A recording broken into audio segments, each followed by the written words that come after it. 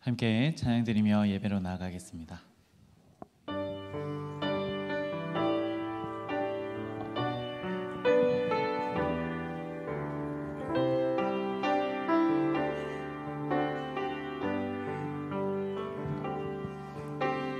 당신은 영광의 왕, 당신은 평강의 왕, 당신은 하늘과 땅의 주, 당신은 정의의 아들, 천사가 무릎 꿇고 예배하고 찬송하네. 영원한 생명 말씀, 당신은 예수 그리스도 주. 호산나 다윗의 자손께, 호산나 불러 왕 중의 왕. 높은 하늘에 영광이 예수 주 메시아네. 당신은 영광의 왕, 당신은 영광의 왕, 당신은 평강의 왕, 당신은 하늘과 땅의 주, 당신은 정의의 아들, 천사가 무릎 꿇고 예배하고 찬송하네. 영원한 생명 말씀, 당신은 예수 그리스도 주. 호산나 다윗의 자손께, 호산나 불러 왕 중의 왕. 높은 하늘에 영광이 예수 주 메시아네.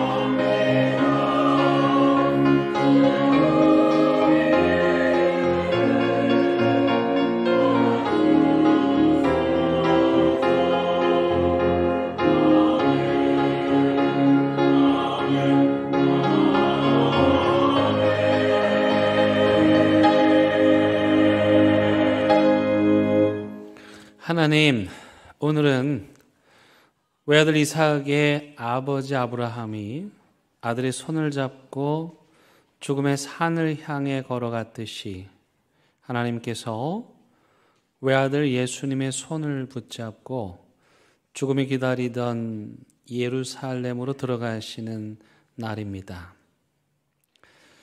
아들 이삭을 데리고 죽음의 길을 걸었던 아브라함의 심정은 어떠했을까요?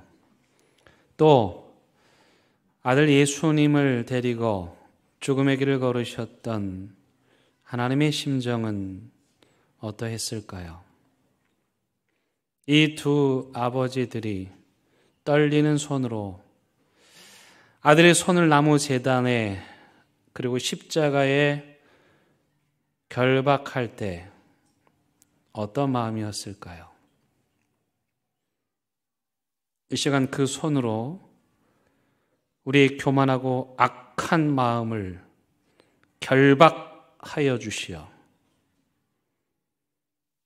우리 자신을 온전히 십자가 제단에 산 제물로 드리게 하시기를 예수 그리스도의 이름으로 간절히 기원드립니다. 아멘.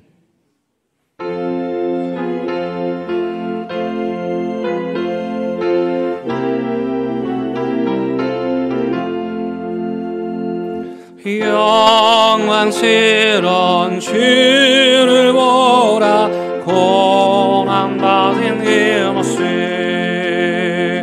승리하고 오실 때에 만민 경배하리라. 왕관 느려 승리하신 주님께 왕의 왕이 되신 주께며 류관을 드리세. 보좌 위에 계신 주께며 류관을 드리세. 천군 천사 노리 높여 주를 찬송하도다. 왕관 내려 승리하신 주님께 왕의 왕이 되신 주께며 류관을 드리세. 죄인들이 조롱하며 가시관을 씌웠네. 성도들과 천사들은 주의 이름 높이네. 왕관 내려 승리하신 주님께 왕의 왕이 되신 멸류관을 드리세. 만민들의 찬송소리 하늘 높이 퍼진다. 아들 보좌 바라보니 기쁨 한량 없도다. 왕관 내려 승리하신 주님께 왕의 왕이 되신 주께 멸류관을 드리세.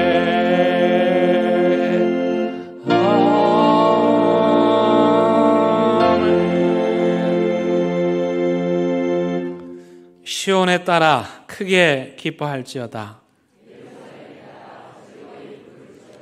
보라, 내 왕이 내게 임하시나니 그는 공의로우시며 구원을 베푸시며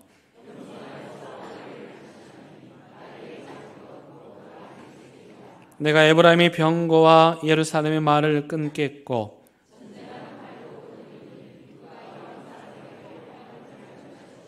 그의 통치는 바다에서 바다까지 이르고 앞에서 가고 뒤에서 따르는 무리가 소리 높여 이르되 주의 이름으로 오시는 이여 가장 높은 곳에서 호산나 하더라. 아멘. 나는 전능하신 아버지 하나님 천지의 창조주를 믿습니다. 나는 그의 유일하신 아들 우리 주 예수 그리스도를 믿습니다.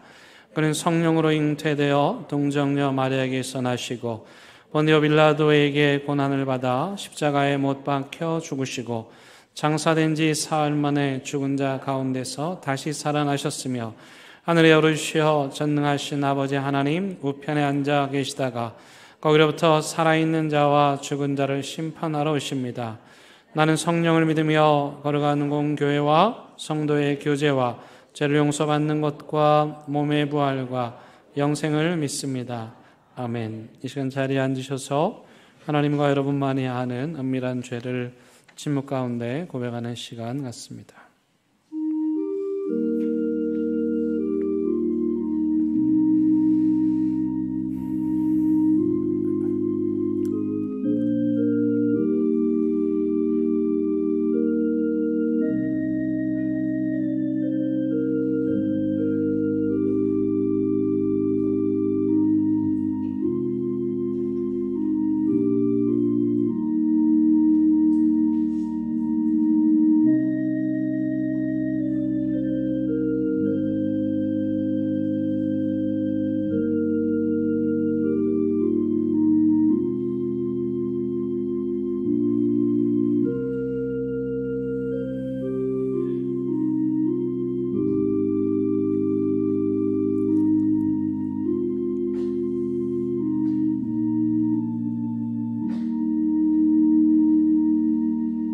여기 참여하는 자들에게 주시는 하나님의 위로와 용서의 말씀이 있습니다.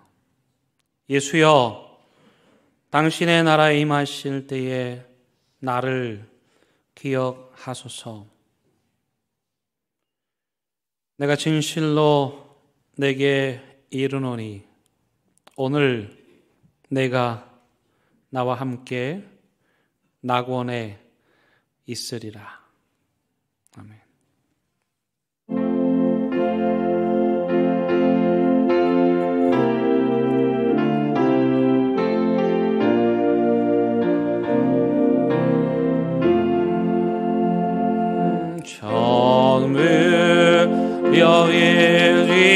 여기리어 서서 성을 옵니다.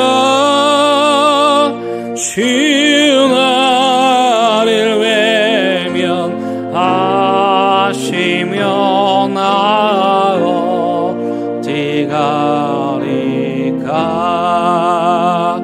내 죄를 씻기 위하여 빌려주시니 고백에 하는 마음으로 주와 배웁니다. 처음부터 계신 주께서 영주를 죄인을 보혈로 구해 주시니 그 사랑하러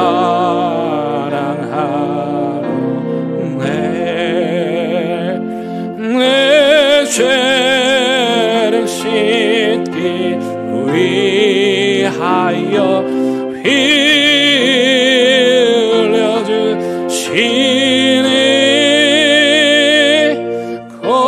고백에 하는 마음으로 주와 배웁니다. 나 예수 취함으로 빈번을 받아서 주님께 구하 모든 언으로 겠습니다. 내 죄를 씻기 위하여 빌려주시니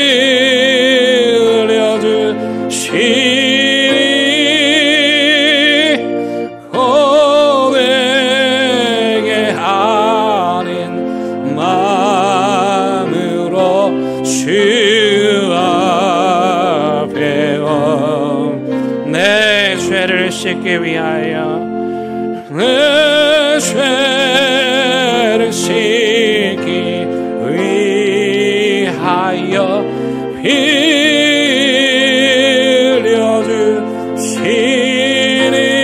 빌려주시니 고백게 하는 마음으로 주 앞에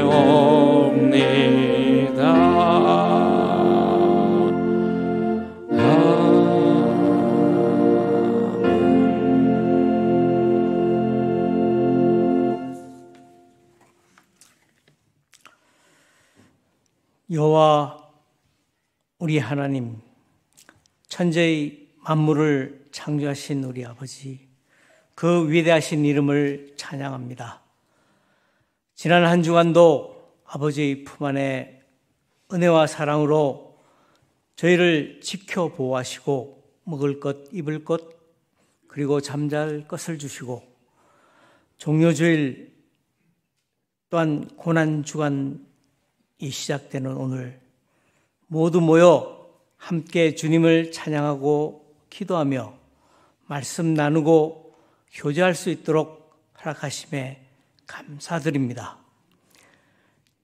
하지만 저희는 자신이 최고이고 진리라고 자랑스러워하며 교만을 떨며 살고 있으나 실제 정말 너무 미련하고 부족하여 어떻게 목자의 음성을 제대로 알아들을 수나 있는지 모르겠습니다. 이렇게 아무것도 아니지만 이 시간 고개 숙여 작은 신음으로 간구하오니 저희를 불쌍히 여기시고 모든 허물을 용서하여 주소서. 우리 위에 고난당하사 십자가로 희생의 제물로 주신 예수의 피로서 그 은혜와 사랑을 베푸심으로 구원받은 우리가 온 몸과 마음, 뜻, 정성 다해 드리는 이 예배를 받아 주소서. 우리에게 하시는 말씀 한 절 한 절이 삶 속에 힘이 되고 격려가 되어 죄악의 세상을 헤쳐나가게 하소서. 귓가에 들리는 말씀이 심령과 골수를 쪼개며 성령의 바람처럼 마음속 깊이 머무르며 점점 자라나게 하소서. 듣고 깨달아 행동으로 실천하는 말씀이 되게 하시며 집 나간, 집에만 있는 아들이 아니라 아버지께 돌아와 구원받은 아들로서 살아가게 하소서. 베푸신 사랑으로 열매 맺는 좋은 나무처럼 되어 맡기신 일을 그저 충실하게 따르며 죽도록 충성하는 선한 청지기가 되게 하소서. 이제는 온 나라에 우리가 할 일, 즉 복음 전할 길이 우리의 갈등으로 인해 꽉 막혀 해결하기가 힘들 듯합니다. 지혜롭게 이러한 난관을 헤쳐 하나 되게 하소서. 온 나라의 산불과 또 터널 붕괴, 그 외 곳곳에서 발생하는 사고로 인해 피해를 입은 이들을 위로하시고 또한 저희의 경제도 회복될 수 있도록 하소서. 세계 각지에 파견된 선교사들을 돌아보시어 지켜보호해 주시고 그들을 통하여 희망의 소식을 전해받게 하시어 하나님의 임재하심이 드러나게 하소서. 할렐루야 찬양대회 준비한 찬양으로 아버지께 영광되게 하시고 예배를 위해 준비한 모든 이들이 경건하게 몸과 마음을 드리게 하소서. 대연교회의 어린아이로부터 어른에 이르기까지 건강을 돌보아 주시고 학업과 진로, 직업, 군대, 결혼 또 장래 등 모든 문제가 원만하게 이루어질 수 있게 우리의 삶을 지켜주시고 인도하여 주소서. 여호와 우리 하나님, 우리 아버지께 영광을 돌립니다. 매 순간 성령께서 충만함으로 역사하시며 고난, 십자가, 부활이신 예수 그리스도의 이름으로 기도드립니다. 아멘.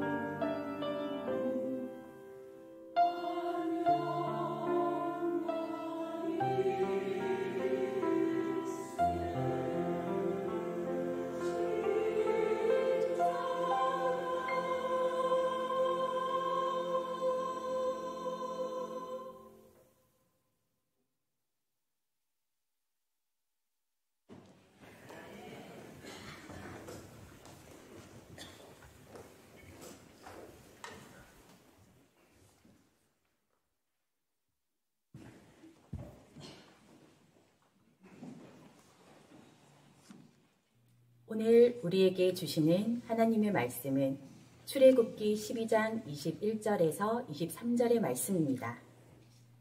하나님의 말씀을 봉독하겠습니다. 하나님의 말씀을 경청하시기 바랍니다.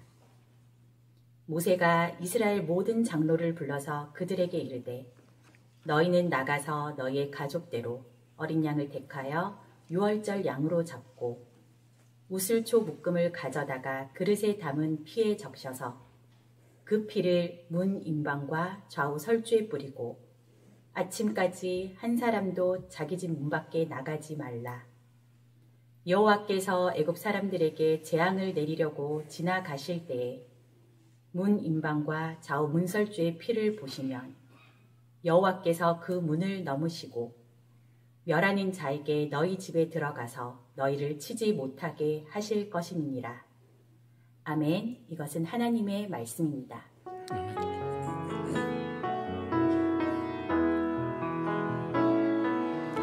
이 말씀 따라 사는 동안 지치지 않게 하시고 이 말씀 따라 사는 동안 주님 나라 이루소서. 제가 중학교 때 대통령께서 해외 순방을 마치고 돌아오실 때면은 김포공항에서 청와대가 있는 이 경복궁 광화문까지 그 주변의 학생들을 다 동원을 했어요. 그래가지고 대통령이 차를 타고 가시는 그 양 도로에 학생들이 서가지고 태극기를 흔드는 거죠. 저야 수업 안 하고 그런 거 하니까 너무 좋았는데 문제는 뭐냐면은 항상 대통령 오시는 시간보다 2-3시간 먼저 나가 있는데 오시겠다고 하는 이분이 제 시간에 오신 적이 한 번도 없는 거예요. 가끔 날씨까지 추운 날이면은 정말 힘들었던 그런 기억도 있습니다. 근데 그보다 더 서운했던 거는 한 2-3시간 학생들이 기다려서 대통령 차 온다고 막 환호하면서 태극기를 흔들었는데 그냥 순식간에 지나가 버리시고 한 번은 이렇게 나오셔서 흔들었던 것 같기도 하고, 근데 다른 경우에는 그냥 지나가 버리시더라고요. 어쨌든 그때 대통령 행차에 태극기를 들고 동원됐던 그런 기억이 있습니다.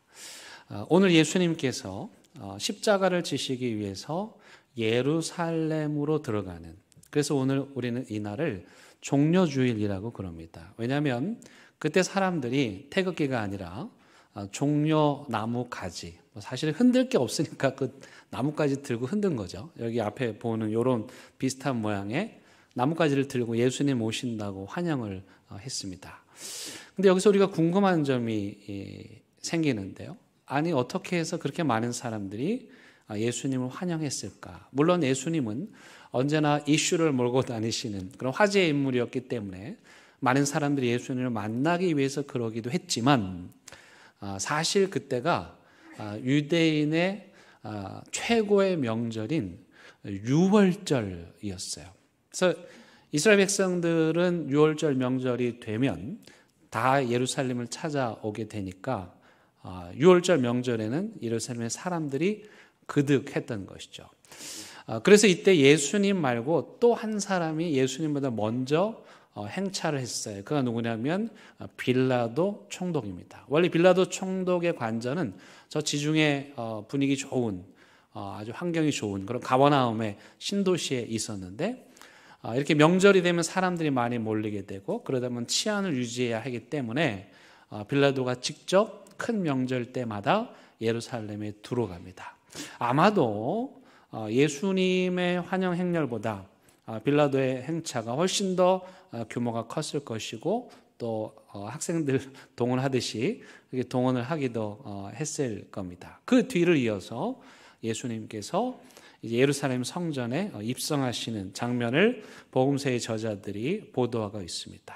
중요한 것은 뭐냐면 예수님께서 예루살렘 성으로 십자가를 지시기 위한 한 주간 성전을 정결하게 하기도 하고 종교 지도자들하고 싸우기도 하고 또 그러다가 체포되셔가지고 빌라도의 사형 언도를 받고 십자가에 죽으시기까지 그 기간은 유대인들에게서는 아주 중요한 유월절이라고 하는 명절이었다는 점입니다. 이게 우연히도 같은 기간 안에 일어났습니다.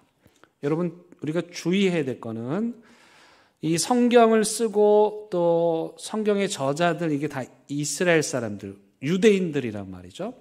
그러니까 이 사람들에게 있어서 유월절 절기는 너무나도 당연한, 우리가 추석 명절, 설 명절을 지키듯이 그렇게 명절을 늘 지키고 있는 사람들이죠.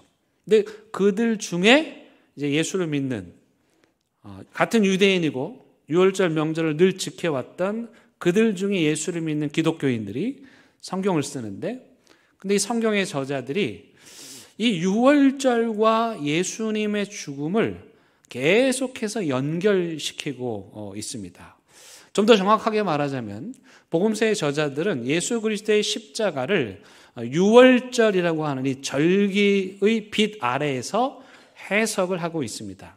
아니, 조금 더 들어가면 마치 이 저자들이 의도적으로 예수님의 이야기를 이 유월절이라고 하는 명절에 끼워 맞추는 듯한 그런 인상까지 받습니다. 예를 들면 이런 건데, 초대교회, 그러니까 예수님의 제자들 있던, 사도들이 있던 시대에 부활절이라는 이름이 없었습니다. 그럼 뭐라고 불렀느냐? 유월절이라고 불렀어요. 자기들이 지키고 있었던 절기, 그 유월절을 예수님의 십자가와 부활의 절기에 그대로 사용을 했어요. 부활절이라고 하는 이름이 사용되기 시작한 것은 한참 후의 일입니다. 그리고 이 복음서의 저자들이 예수님의 십자가 사건을 시간에 맞춰서 그 유월절과 관련을 시켜가지고 연결시켜서 기록을 하고 있습니다. 예를 들면은 복음서, 성경 안에 복음서라고 있는데 4권입니다. 복음서란 예수님의 생애, 예수님의 사역을 기록한 책이죠. 그때 당시에 유행하던 그런 장르이기도 합니다. 그게 4권입니다. 마태, 마가, 누가, 요한, 이렇게 4권인데 그 앞에 3권은 관점이 비슷하다고 하여 공감복음이라고 부르고, 요한은 요 3권과는 약간 달라서 그냥 따로 요한복음이라고 말해요. 근데 이 공감복음과 요한복음 약간의 차이가 있기는 하지만 둘 다 유월절을 굉장히 의식하고서 이 복음서를 기록하고 있어요. 예를 들면 공감복음, 마태, 마가, 누가, 이 공감복음에는 예수님께서 십자가에 돌아가시기 전에, 빌라도에게 잡히기 전에 제자들과 함께 식사를 하세요. 우리는 그걸 뭐라고 부릅니까? 최후의 만찬이라고 부르죠. 그걸 그린 사람이 누구죠? 레오나르도 다빈치의 최후의 만찬은 유명하잖아요. 우리는 예수님께서 십자가에서 돌아가시기 전에 마지막 식사하신 그 식사를 최후의 만찬이라고 거창하게 말하지만, 사실은 그 최후의 만찬 자리에 있었던 제자들에게 있어서 그 식사는 어떤 식사였어요? 명절 식사였어요. 그때가 유월절이었고, 유월절 명절 식사를 너무도 자연스럽게 하고 있는 거예요. 여러분, 우리가 추석 명절, 설 명절에 가족들과 함께 식사를 하잖아요. 지금 제자들은 우리가 설 명절, 추석 명절에 식사를 하듯이 유월절 식사를 하고 있었어요. 근데 복음서의 저자들은 그 유월절의 식사를 최후의 만찬으로 그렇게 이름을 붙이고 예수님께서 제자들과 함께 최후의 만찬을 나누셨다는 점을 강조하고 있죠. 그러니까 제자들이 사실은 그때 당시 예수님이 이거 내 몸이야, 뭐 이거 내 피야 이렇게 말할 때 못 알아듣는 게 당연해요. 왜? 그들의 입장에서는 지금 명절 식사를 하고 있는 건데 예수님이 지금 뚱딴지 같은 얘기를 하시는 거거든요. 반면에 이제 요한복음으로 오면은 이게 조금 더 강화가 돼서 이 요한복음에서는 아예 예수님을 유월절 명절의 제물로 해석을 합니다. 요한복음에는 유월절이 3번 나옵니다. 요한복음 2장에 나오고, 요한복음 6장에 나오고, 그리고 요한복음 13장에 나옵니다. 요 유월절, 3번의 유월절이 요한복음 전체의 기둥과 같은 그런 뼈대 역할을 하고 있는데, 요한복음 2장에 나오는 유월절에서는 예수님께서 성전에 가셔서 성전을 청결하게 하시죠. 요한복음 6장에서는 오병이어의 식사를 그 유월절 기간에 했다고 기록하고 있습니다. 그리고 13장에 가면은 예수님께서 유월절에 제자들의 발을 씻는, 그래서 우리가 고난주간에 그 세족 목요일에 예수님의 발을 씻는 걸 하잖아요. 근데 이 세 번의 유월절을 요한은 딱 기둥으로 세워놓고 요한복음을 전개하고 있죠. 여러분, 예수님께서 몇 살에 십자가에서 돌아가셨다고 우리가 보통 생각합니까? 예, 그 근거가 뭐죠? 찍은 겁니까? 예. 그래서 우리가 근거는 있어야 되니까. 그 근거가 성경에 나오는데요. 누가복음에 보면은 예수님께서 공생의 사역을 시작하셨을 때의 나이가 약 30살쯤 되더라, 이렇게 친절하게 얘기를 해주고 있어요. 근데 왜 33살에 돌아가셨다고 얘기를 하느냐? 여러분, 요한복음에 유월절이 몇 번 나온다고요? 여러분, 절기가 1년에 몇 번 있어요? 추석이 1년에 몇 번 있어요? 한 번 있잖아요. 그러니까 요한복음에 유월절이 3번 나왔다, 예수님께서 유월절을 3번 지켰다는 것에 근거해서 우리는 예수님께서 30살의 공생의 사역을 시작하셔서 33살에 십자가를 지셨다, 이렇게 이제 이해를 하고 있는 것이죠. 근데 요한은 이 요한복음 2장 29절에서 세례 요한이 예수님을 향해서 찾아갔을 때 세례 요한이 입을 빌려가지고 예수님은 이렇게 말합니다. 보라, 세상 죄를 지고 가는 하나님의 어린 양이로다. 아예 노골적으로 그냥 대놓고 뭐라 그러는 거예요? 예수님은 유월절에 어린 양이시다, 이렇게 이야기를 하고 있는 거예요. 여러분, 중요한 건 예수님의 죽으신 시간이 이 공관복음서하고 요한복음서하고 약간의 차이가 있습니다. 어떤 차이가 있냐면, 자, 공관복음서에서는 예수님이 최후의 만찬 유월절 식사를 하셨어요, 안 하셨어요? 식사를 하셨다 그랬죠, 아까? 그 식사는 원래 유월절 식사란 말이에요. 근데 요한복음에는 예수님께서 유월절 식사, 최후의 만찬 하셨다는 내용이 없어요. 그러니까 공관복음서에 따르면 그래도 예수님이 식사는 하고 돌아가신 건데, 요한복음에 따르면 예수님이 식사도 못하고 돌아가신 거예요. 그럼 언제 돌아가셨다고 요한복음을 해석하느냐면은 전날, 유월절 만찬 전날 돌아가셨다라고 해석을 해요. 근데 유월절 전날에는 어떤 일이 있느냐? 요즘에야 양이나 소나 도축을 하고 냉장고가 있으니까 오래 두고 먹을 수 있지만은, 그러면 그때는 그 양을 도축하면 그 다음날 바로 먹어야 되잖아요. 그래서 유월절 양을 언제 잡느냐? 바로 전날 잡습니다. 여러분, 성전에서 예루살렘에 있는 모든 사람들이 먹을 수 있도록 양을 잡는다고 생각해 보세요. 몇 마리를 잡겠습니까? 엄청나게 많은 양을 잡겠죠. 그때 도살장으로 끌려가는 양들의 신음소리, 양들의 우는 소리가 예루살렘에 가득한 그 시간에 요한은 예수님께서 십자가에서 죽으셨다고 시간을 일치시키고 있습니다. 그러니까 공관복음에서는 예수님이 식사라도 하시고 돌아가셨는데, 요한복음에서는 예수님이 식사를 하시기는커녕 유월절의 식사의 제물로 돌아가셨다고 해석을 하고 있는 것이죠. 그렇다면 이 복음서의 저자들 말고 최고의 바울 사도는 뭐라고 말했을까? 이 바울도 똑같은 해석을 내놓습니다. 고린도전서 5장 7절에 이렇게 말씀합니다. 우리의 유월절 양, 곧 그리스도께서 희생되셨느니라. 아예 그냥 노골적으로 바울은 예수님이 유월절의 어린 양이고 그 어린 양인 그리스도께서 희생되셨다, 이렇게 말함으로써 바울의 신학은 여기서부터 시작이 되죠. 예수님께서 우리를 위한 유월절의 희생의 양이 되셨고, 그로 말미암아 우리가 죄의 용서를 받고 거룩하게 되었다라는 것을 바울이 이야기하고 있는 것입니다. 여러분들이 지금 엄청 머리가 복잡하시죠? 그래서 제가 표를 좀 보면서 말씀을 드릴게요. 여러분, 이런 거예요. 공간복음이나 요한복음이나 똑같이 예수님을 계속 유월절과 관련을 시켜요. 그런데 공간복음의 관심은 뭐냐면은 예수님이 마지막 유월절 식사를 제자들과 하셨다. 그 다음에 식사하신 이후에 잡혀서 십자가에서 운명하셨다를 강조하고 있고, 요한의 경우에는 유월절 식사하지 못했죠. 유월절 전날, 유월절에 양들이 잡히는 그날, 유월절에 양들이 도살장으로 끌려가는 그날, 예수님도 도살장에 끌려간 양과 같이 똑같이 돌아가셨다. 이 이야기를 하고 있는 거예요. 그럼 왜 이 복음서의 저자들은 이렇게 약간의 시간의 차이를 두면서 예수님을 유월절의 빛 아래에서 해석하고 있는 것일까? 이 공간복음서에서 예수님께서 최후의 만찬, 유월절 식사를 하셨다는 것을 강조하는 이유는 뭐냐면 언약을 강조하고 있는 것입니다.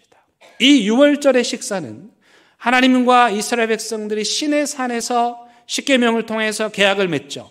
나는 너희 하나님이 되고 너는 나를 섬기는 그 계약을 맺고 나서 이스라엘 백성들과 하나님이 함께 식사를 나누는 거죠. 약속을 체결한 이후에 식사인 거예요. 공간복음은 예수님께서 십자가에서 죽으시기 전 제자들과 함께 식사를 나눔으로써 다시 언약을 확인해주는, 조금 어려운 말로 언약을 갱신하는, 어떤 언약입니까? 그 옛날 하나님께서 이스라엘 백성들이 시내산에서 맺은 그 시내산 언약은 이제 끝났고, 내가 친히 새로운 언약의 제물이 되어서 약속을 맺고 그 약속을 했다는 증표로 제자들과 함께 식사를 하는. 그래서 예수님이 거기서 이상한 말 하잖아요. 너희들이 앞으로 포도나무에서 난 것을 다시 먹지 아니하리라. 무슨 말입니까? 또 약속을 갱신할 필요가 이제는 없다. 시내산 언약 갱신하고 다윗 언약 갱신하고 모세 언약 갱신하고 계속해서 약속을 또 하고 또 하고 또 하는데 이제는 나 하나로 끝이다. 나의 죽음으로 희생으로 영원한 약속, 이 십자가의 구원을 믿는 모든 자들에게, 십자가의 보혈의 은혜를 믿는 모든 자들에게 하나님께서 그들을 구원하시겠다고 하는 이 언약은 이걸로 끝. 다시 갱신할 필요가 없이 완전한 계약이다. 그래서 밥을 먹는 거예요. 근데 요한복음에 와서는 도살장에 끌려간 그 어린 양처럼 예수님께서 우리의 제물이 되셔서 죽으셨음을 강조하고 있는 거예요. 그럼 이 유월절에는 도대체 무엇인가? 오늘 본문이 그 유월절의 기원을 얘기하고 있습니다. 이스라엘 백성들에게 있어서 유월절은 건국일이죠. 이 날을 통해서 나라가 세워졌기 때문입니다. 어떤 일이었습니까? 이스라엘 백성들이 이집트에 노예로 살고 있었습니다. 대제국의 폭정에, 억압에, 독재에 시달리고 있었습니다. 그때 하나님께서 그들을 구원해 주시죠. 근데 바로가 그냥 보내주지 않는 거예요. 끈질기게 계속해서 약속을 어깁니다. 이제 드디어 마지막 하나님께서 재앙을 이집트에 내립니다. 누구든지 양을 잡아가지고 그 피를 문에 바르지 않으면, 즉 집 문설주에 그 문에 양의 피가 없으면 죽음의 신이 그날 이집트 전체를 뒤덮어서 그 집에 태어난 첫째 아들, 그 집에서 태어난 첫째 가축들은 다 죽을 것이다. 이 마지막 날 밤이에요. 그래서 하나님께서 이스라엘 백성들에게 뭘 말씀하시냐면 가족별로 모여라. 그 다음에 양을 잡아라. 그 양을 잡아서 그 피를 문 밖에 발라라. 그러면 죽음의 신이 건너갈 거다. 여러분, 유월절, 여러분 옛날에 학교 다닐 때 담을 넘어보셨죠? 넘어보셨잖아요. 그렇죠? 그걸 우린 전문 용어로 뭐라 그래요? 월담이라 그러지. 넘을 월자야. 유월절이 바로 그거죠. 넘어갔다. 누가 넘어가요? 죽음의 신이. 문에 바른 피를 보고 여기는 넘어갔다. 영어로 pass over. 헬라어로 카톨릭에서 많이 사용하는데 파스카. 요즘에 이제 고난주간 부활절 되면은 카톨릭에 가면은 파스카 얘기해요. 이게 무슨 카페 이름이 아니고, 이게 유월절이라는 뜻이에요. 히브리어로는 페사흐, 그리고 우리말로는 유월절. 새한글 성경 보니까 넘는 절기 그렇게 돼 있더라고요. 넘어간다는 거예요. 죽음의 신에. 근데 문제는 뭐냐면은 이 양을 잡는 게 쉬운 일이 아니야. 왜냐하면 이집트는요, 존재하는 모든 게 다 신인데 양과 염소는요, 이집트에서 최고의 신인 태양신, 그 신의 상징이에요. 그러니까 태양신의 상징인 양은 이집트에서 어느 누구도 잡지 않아요. 근처에도 가지 않아요. 여러분, 인도에 가서 여러분들이 소고기 마음껏 드실 수 있으시겠어요? 소 근처에도 안 가는 거야. 근데 하나님이 이집트 최고의 신을 상징하는 양을 잡으라는 거예요. 무슨 말이에요? 목숨을 걸어야 되는 거예요. 결단을 해야 되는 거예요. 그냥 이집트에 머물 거냐? 아니면 이집트의 신을 내 손으로 죽이고 그 피를 우리 집은 양 잡아먹은 집입니다 바르고 하나님과 함께 떠날 거냐? 만약에 하나님이 거짓말이라면, 하나님이 가짜라면 그 다음날 아침 양 잡은 집은 어떻게 되겠어요? 생명을 부지하기 어려워요. 반대로 하나님이 진짜인데 양을 안 잡으면 죽음의 신이 그 집에 엄습하는 거예요. 그래서 이스라엘 백성들에게 그날은 결단의 밤입니다. 양을 잡을 것이냐 말 것이냐. 가족들이 모여가지고 양을 잡습니다. 양의 얼굴을 쳐다보는데 부들부들 떨리는 거예요. 거기에 태양신의 형상에 보이는 거죠. 함부로 할 수도 없는 그런 양을 떨리는 마음으로 잡습니다. 그 피를 문에 바릅니다. 근데 하나님이 더 잔인한 요구를 하시죠. 그 고기를 먹어라. 유월절 식사인데 그 고기를 먹는데 어떻게 먹으라? 여러분, 고기를 삶아 먹는 걸 수육이라 그러죠. 숯불에 구워 먹는 건 숯불구이입니다. 어떤 게 더 많이 냄새가 납니까? 숯불에 구우면 온 동네 다 냄새가 나죠. 제가 콜롬비아 신학교에 있을 때 우리 딸내미 막내 돌잔치 할 때 LA 갈비 이렇게 구웠거든요. 학교 전체에 냄새가 퍼져가지고 학생들이 괜히 우리 앞을 계속 지나가고 그럼 어쩔 수 없이 오라 그래서 먹고, 양을 잡는 것도 두려운데 그걸 먹는 것도 두려운데 어떻게 먹으라? 구워 먹어라. 뭐 하라는 겁니까? 우리 집은 양 잡아먹은 집이다. 우리 집은 하나님만 섬기는 집이다. 우리 집은 이집트 신을 잡은 집이다. 동네방네 소문내라는 거예요. 목숨을 걸고 결단을 해야 되는 그런 밤이죠. 그렇게 피를 바른 자들은, 문 앞에 피를 바른 자들은 그 다음날 아침에 살아났어요. 죽음에서 생명으로 구원받았죠. 이게 바로 이스라엘의 유월절의 기원입니다. 그래서 이스라엘 백성들은 유월절 하면 뭐가 생각나요? 우리를 대신해서 죽은 어린 양. 그리고 그 어린 양의 죽음을 통해서 우리가 살았고 해방되었고 구원을 받았다. 한 짐승의 죽음으로 우리 가족이 살아났다. 이걸 유월절에 정말 너무나도 실감나게 체험을 한 거예요. 그래서 이스라엘 백성들은요, 새해가 되면은 대속죄일이라는 게 있어요. 대속죄일은 뭐냐? 제사장이 1년에 한 번씩 온 이스라엘 백성들의 죄를 하나님께 사하는 날이에요. 그때 이 대속죄일 때는요, 염소 2마리를 잡아옵니다. 그래서 한 마리는 도살해서 그 피를 성전에 뿌려 거룩하게 하고, 그 다음에 이 한 마리 어떻게 하냐면 제사장이 이스라엘 백성들 보고 죄 지은 거 다 적어오라 그래요. 그래가지고 제사장이 그 염소 위에 손을 얹고 이스라엘 백성들의 모든 죄를 그 염소한테 다 전가시키는 거예요. 그렇게 기도가 끝나면 이 염소는 이스라엘 백성들의 모든 죄를 다 뒤집어 쓴 거예요. 아무 죄가 없는데. 그 다음에 어떻게 하느냐?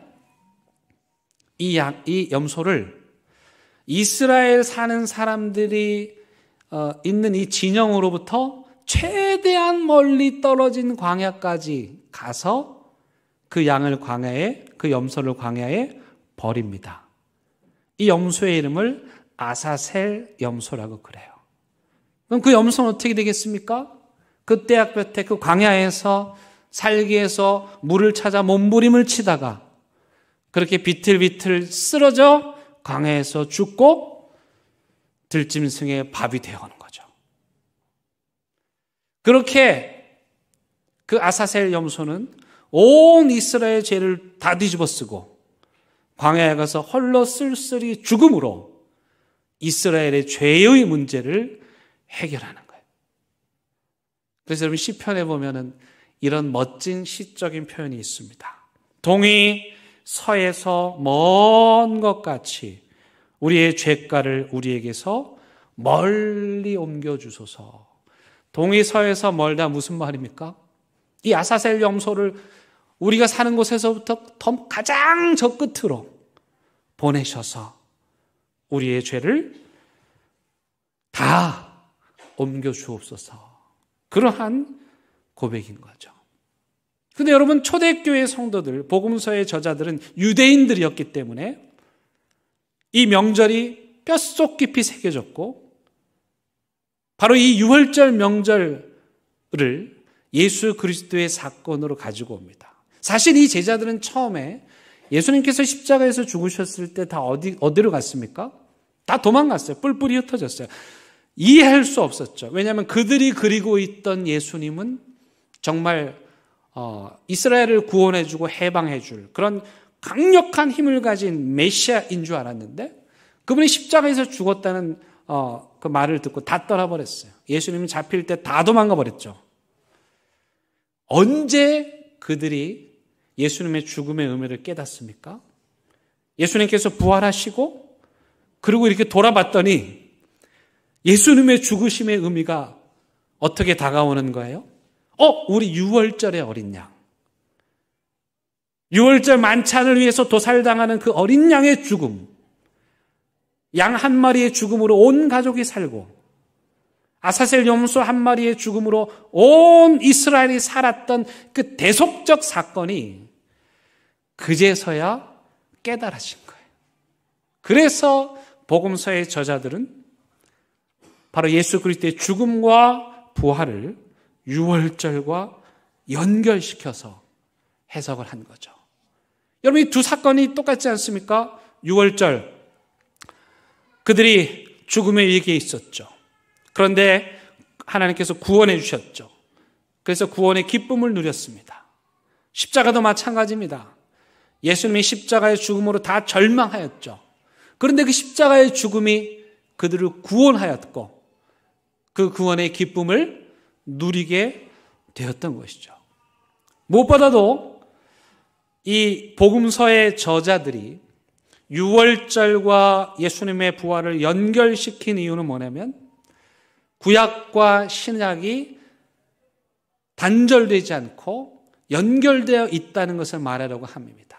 구약은 예언한 것이고 예수 그리스도는 구약에 예언된 모든 예언을 성취하시고 이루신 분이십니다. 유월절에서 보여준 그 동물의 죽음으로 한 가정을 살리는 그 구원 사건을 완전히 이루신 분은 바로 예수 그리스도이신 것이죠.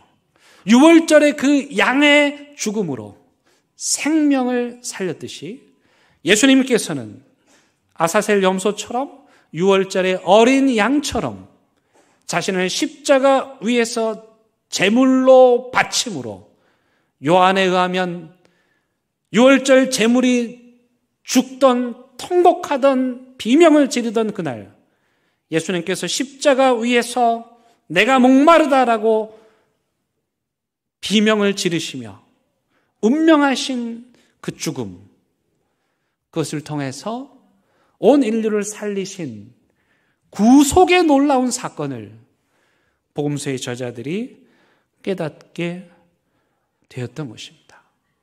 놀라운 깨달음입니다. 그들은 자신들이 지켰던 유월절 절기를 통해서 그 절기 안에 담긴 대속의 의미를 통해서 예수님의 죽음이 온 인류의 죄를 사한다는 사실을 깨달았습니다. 이게 기독교의 진리입니다. 우리 기독교는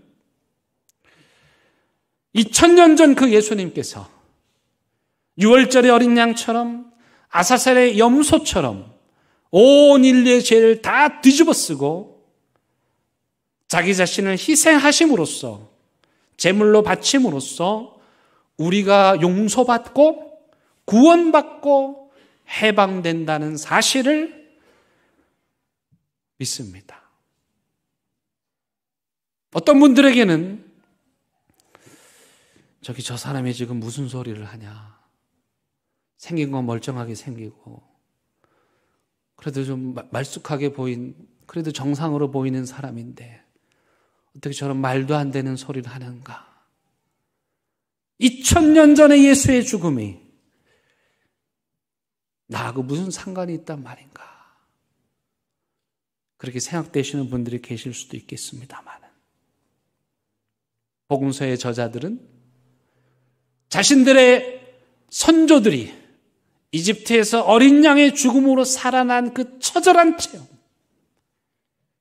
그리고 아사셀 염소가 광야에서 외롭게 쓰러져 죽어가는 그 죽음을 통해서 이스라엘의 민족을 구원하신 그 대속의 신비를 예수 그리스도의 십자가를 통해서 깨닫게 되었던 것입니다.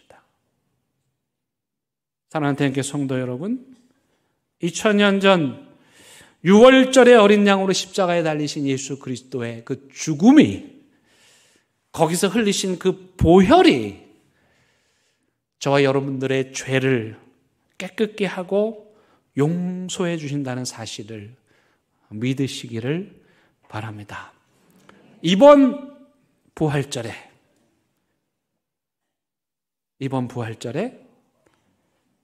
이집트 양을 잡았던 이스라엘 백성들과 같이 결단하시고 그리고 구원의 기쁨을 누리시기 바랍니다. 우리의 현실, 믿는 것도 아니고 안 믿는 것도 아니고, 니고데모가 예수님 찾아왔습니다. 예수님이 진리인 것 같긴 한데 도대체 뭐가 뭔지 몰라서 밤에 몰래 예수님을 찾아가죠. 유대인의 관원이었고요, 똑똑한 사람입니다. 그때 예수님이 그에게 이렇게 말합니다. 너가 거듭나야 되겠다. 니고데모가 묻습니다. 똑똑한 박사님 치고는 너무 바보 같은 질문이에요. 거듭나라는 말은 엄마 뱃속에 들어가라는 말입니까? 예수님도 웃으셨을 것 같아요. 무슨 뜻일까요? 지금 네가 추구하는 길은 죽음의 길이다. 그러니 그 삶을 포기하고 내려놓고 다시 시작해라. 어린아이가 온몸이 발가 벗겨진 채 세상에 나오듯이 다시 예수님과 새로운 삶을 시작하라는 뜻이죠. 이번 부활절, 이번 고난주간이 여러분들이 그리스도의 십자가 앞에서 다시 태어나는 그 구원의 은혜를 좀 온몸으로 체험하고 가슴 깊이 고백하는 은혜의 시간 되시기 바랍니다. 함께 찬양하시겠습니다.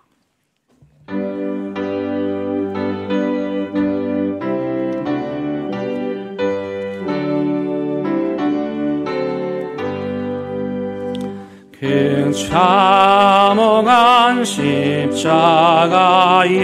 주 달려 흘린 피 샘물같이 늘 흘러서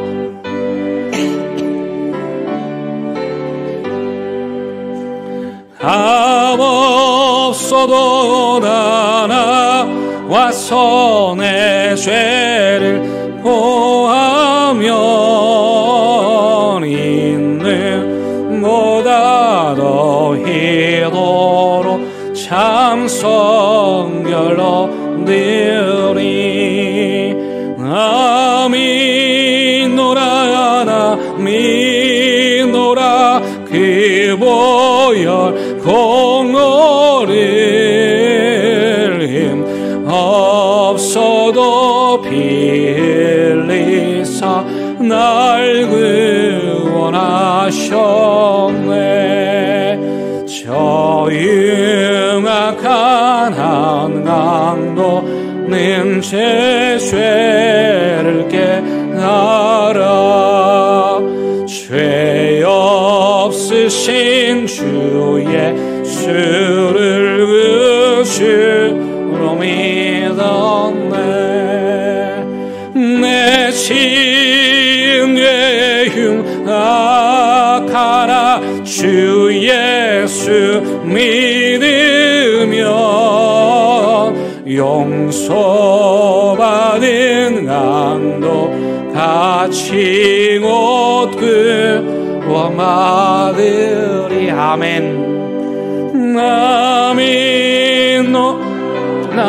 믿노라 그 보혈 공로를 힘없어도 피 흘리사 날 구원하셨네 온 백성의 죄 사하신 하나님 어린 양 그 십자가 지심으로 누구했네 저 영원한 새 나라에 다같이 모여서 은검은 고한 곡조로 새 노래 부르리 나 믿노라 나 믿노라 그 보혈 공로를 힘없어도 피 흘리사 날 구원하셔 나 믿노라 나 믿노라 나 믿노라 그 보혈 공로를 힘없어도 피 흘리사 날 구원하셨네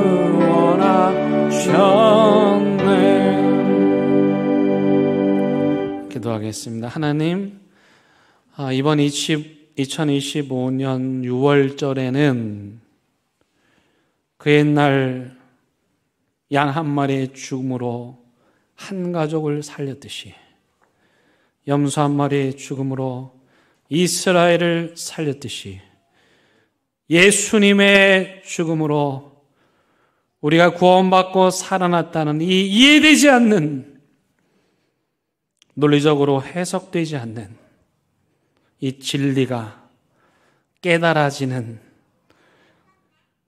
이 한 주간 되게 하여 주옵소서.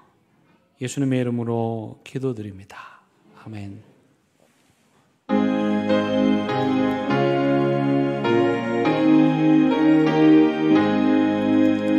진리와 생명 되신 주 우리 몸을 바치옵나이다.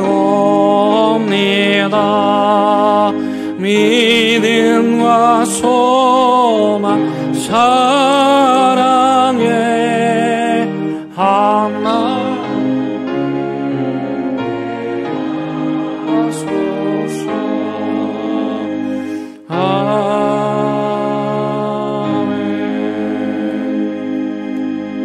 하나님, 이 시간 하나님 앞에 귀한 예물 올려 드립니다. 죽을 수밖에 없는 죄인인 우리를 살리시기 위하여 골고다 십자가 언덕에서 자신의 온몸을 바쳐 우리를 살려주신 하나님의 어린 양, 그 대속의 은혜에 감사하여 귀한 예물 드리오니 주님 받아 주시고, 이 예물을 통하여서 여전히 통곡과 아픔 소리 가득한 이 세상에 하나님의 복음 전파되게 하여 주옵소서. 이번 고난주간 하나님께 모든 성도들 한 명 한 명 찾아가 주셔서 놀랍고도 신비로운 주님의 십자가의 비밀들이 다 깨달아지게 하여 주옵소서. 예수님의 이름으로 기도드립니다. 아멘. 예, 함께 인사 나누시겠습니다. 예, 잘 오셨습니다. 예, 반갑습니다. 환영합니다. 예, 오늘 위에 등록하신 분이 계십니다. 우리 박주홍 성도님, 홍순관 성도님. 어디 계신가요? 잠깐 일어나 주시면 감사하겠습니다. 예, 예, 우리 큰 박수로 환영하겠습니다. 네, 감사합니다. 예, 교회 소식 함께 나눕니다. 이번 주간은 고난주간으로 특별 새벽 기도 시간입니다. 여러분들이 새벽 기도에 많이 참여하셔서 은혜 받으시기 바라고, 요 새벽 기도 한 주간 나눌 말씀 주보 뒤에서 나눠드립니다. 주제는 상처 입은 예수, 치유받은 나입니다. 함께 하실 수 없는 분들은 온라인을 통해서라도 참여해 주시기 바랍니다. 이번 금요일은 성금요 예배가 있습니다. 우리 교회 성금요 예배는 예수 그리스도의 고난의 의미를 잘 담은 예배입니다. 연주도 있고 고백도 있고 찬양도 있고 성찬식도 있습니다. 너무나도 귀한 시간입니다. 여러분 놓치지 마시기 바랍니다. 이번 주 금요일 8시 성금 예배 때 많이 참여해 주시기를 바랍니다. 다음 주에는 부활절 연합 예배로 드립니다. 예배 안에 칸타타도 있고 또 세례도 있습니다. 우리 세례 받는 분들을 위해서 기도해 주시기를 바랍니다. 우리 새로 등록하신, 지난주에 새로 등록하신 김영희 성도님, 박정학 성도님, 사정훈 성도님 환영합니다. 우리 박수하겠습니다. 예, 우리에게 오시는 모든 분들이 다 귀한데요. 여기 오늘 말씀드린 김영희, 박정학 성도님, 우리 교회 청년 준현이가 정말 열심히 기도했어요. 부모님이십니다. 그래서 아들의 기도의 응답으로 이렇게 오셨고 하나님께서 은혜를 부어주셨습니다. 그리고 또 사정훈 성도님은 오늘 성경 봉독하신 사윤이 엄마, 남편 되시는 분인데 하나님께서 또 마음의 은혜를 주셔가지고 이렇게 등록하게 하셨습니다. 나중에 안 건데 이 사정훈 성도님이 예전에 교회에서 찬양인도까지 했다고 아내도 몰랐다고 그래요. 근데 또 하나님께서 다시 믿음 생활을 시작하게 해주셨습니다. 그래서 이 가정들을 위해서 기도해 주시기 바랍니다. 차이승원 사님 몸이 좀 불편하셔서 입원 중이신데요. 기도해 주시고, 우리 박기학 집사님 이제 좀 넘어지셨어요. 그래서 머리를 다치셨는데 치료하시던 중에 안타깝게도 하나님의 부르심을 받으셨습니다. 너무도 좋은 분이셨죠. 위에서 기도해 주시고요. 오늘 오후 4시에 입관 예배, 또 화요일날 7시 반에 발인 예배 있습니다. 오늘 입관 예배 참여하실 분들은 3시 반에 교회에서 출발하도록 하겠습니다. 이제 다 함께 일어나셔서 결단의 찬양 부르시겠습니다.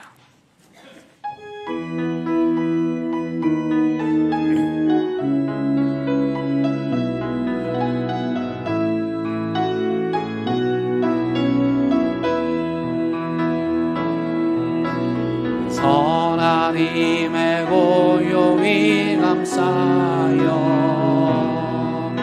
그 놀라운 평화를 누리며 나 그대들과 함께 걸어가네. 나 그대들과 희망을 여네. 주께서 밝히신 작은 촛불이 눈물에 치고 타오르네. 그 빛에 우리 모두 하나 되어 오늘 위에 비추게 하소서. 그 하나님이 은혜를 감싸시니 믿음으로 일어나리 기대하네. 주 언제나 우리와 함께 계셔. 하루 또 하루가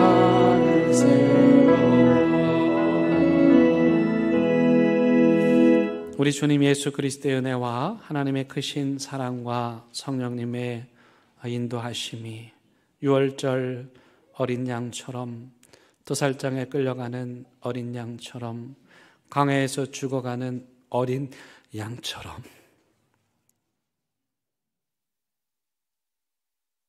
아무런 희망 없는 우리를 위해 십자가에서 죽으시고 그렇게 해결할 수 없는, 뿌리 뽑을 수 없는 우리의 죄악을 뿌리 뽑아 주시고 용서하여 주신 그 하나님의 대속의 은혜, 십자가의 은혜 마음에 품고 그 사랑에 전율하며 그 사랑에 감격하며 기뻐하는 삶을 살기로 다짐하고 또 다짐하는